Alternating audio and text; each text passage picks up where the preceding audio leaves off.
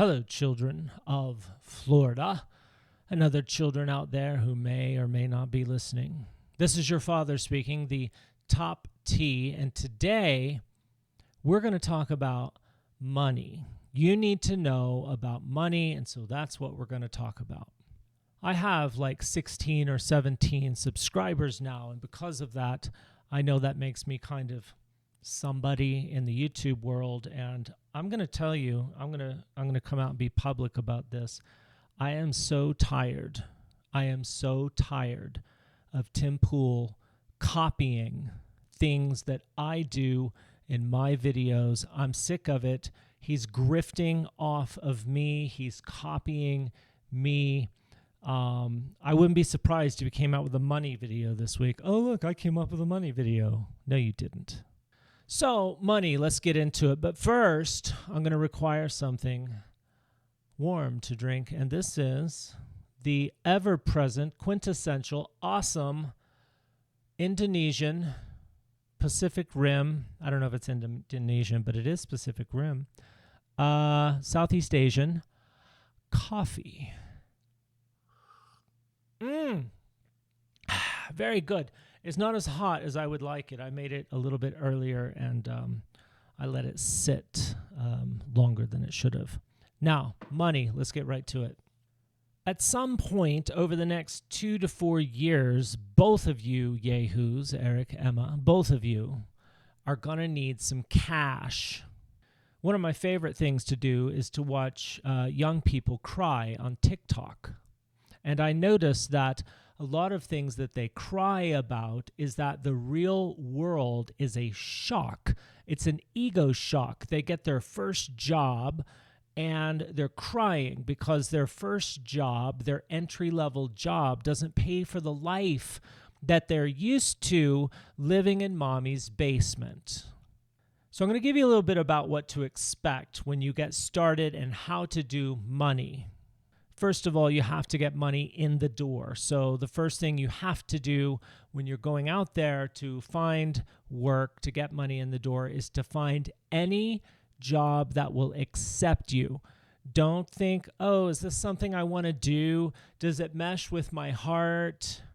Is it going to give me work-life balance? You're young. You don't get to have work-life balance. Here's your work-life balance. You work, and when you're 30 or 40 or 50, you get to have the balance part. So step one is to find any job who will accept you and take a risk on you because you are risky. That job will probably pay like shit. Once you have the first job, you've solved the money problem in that some money is coming in. It's not the money you want, but it is some. Do that first. Because you're young and you're not worth anything yet, you're probably going to need to get a very cheap one-bedroom apartment, save your money, live cheap, or you may have to find a roommate. And be careful with roommates, because if your name is on the lease and your roommate decides not to pay, that can affect your credit. So be careful about roommates. So you have your first job, you've got a little bit of money coming in. All your extra time, not all of it, but let's just say 3 or 4 hours after work on a Friday, right? That's spent either looking for a better job than the one you currently have, or a second job so that you've got a little more money coming in, or a side hustle. So now you're a young person, you have a job, you're working on getting a better job, or you're working a second job and or a side hustle. It's a lot of work, I know, but you're going to be fine. You're young. You have all this energy. Now, while you're working at your job, you're going to do 2 kinds of work. The work they give you, and then improvement work, because you would like your time to be worth more. You would like them to fight to keep you and to offer you more money than you currently get. So you want to get what's called high-value skills. If you're pushing a cart at Walmart, any idiot can do that, and so they pay just like any idiot can do that. That might be 12, 15, 16. I don't know what minimum wage is. I don't really believe in it. But whatever it is not a lot of money. High-value skills are special skills that not very many people can do, or that's very, very difficult. It's hard to learn, or it's not maybe enjoyable. Those are high-value skills. Sales is a high-value skill. Generating a conversation with somebody out of thin air and then convincing them that you are a good idea is sales. Very high value skill.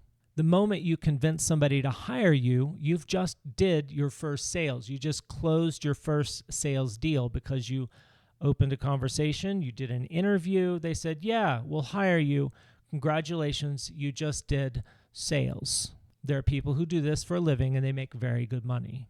Managing other people is a high value skill, which just means you have standards, you have boundaries, you have expectation, and you hold people to those standards, even if they may not like you very much because you made them do something they didn't want to, or you made them come in earlier than they wanted to, and oh my gosh, I won't be your friend. It's okay because you're managing them. Management is a high value skill.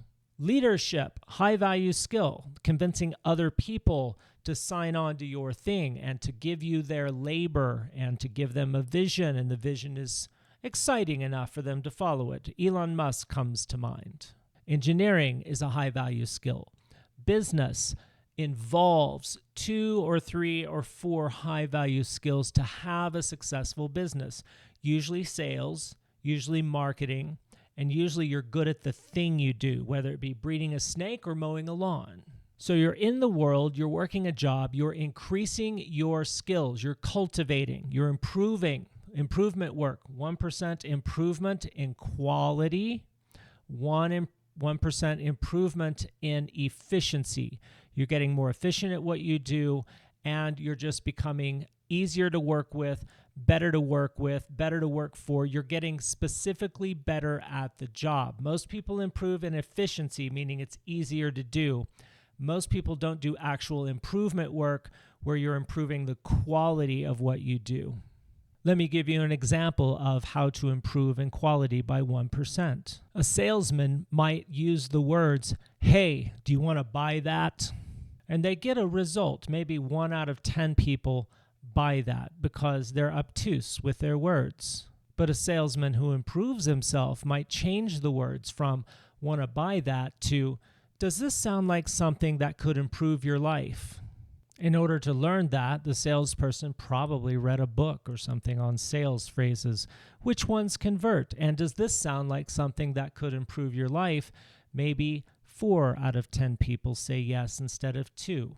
He did some improvement work. Now, once money starts coming in the door, most people choose the route of slavery. They'd say, you know what, I would like to be a slave. And so what they do is they spend all of it and they participate in lifestyle creep. They make $2,000, they spend $2,000. They make $5,000, they say, wow, I could afford a giant mortgage on a house, and then they spend $5,000. They make $10,000. Hey, move out to the Broadmoor, move out to Manhattan. I'm making $50,000 a month. I'm moving to Manhattan. They live paycheck to paycheck. But you are not going to do this because there will come a day when you will look at your master, which a lot of people call their boss, and say, I don't want to do that. And the master will say, but I'm the master.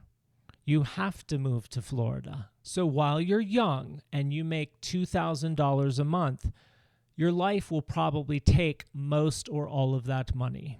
But at some point, you're going to improve yourself, either find a better job, or they're going to end up paying you more, and you're going to be making $3,000 a month. Do not change your life.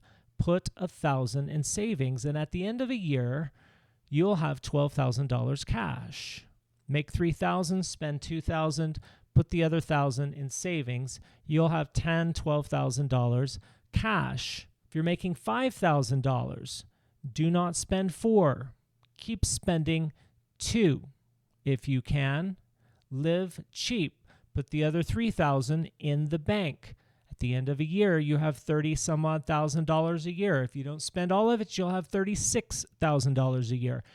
If it costs you $3,000 a month to live off of, that's 1 year of savings. It's more than a year if it costs you $2,000 a month to live off of. Now you can look at that boss of yours and say, no, you're not my master, you're just a boss.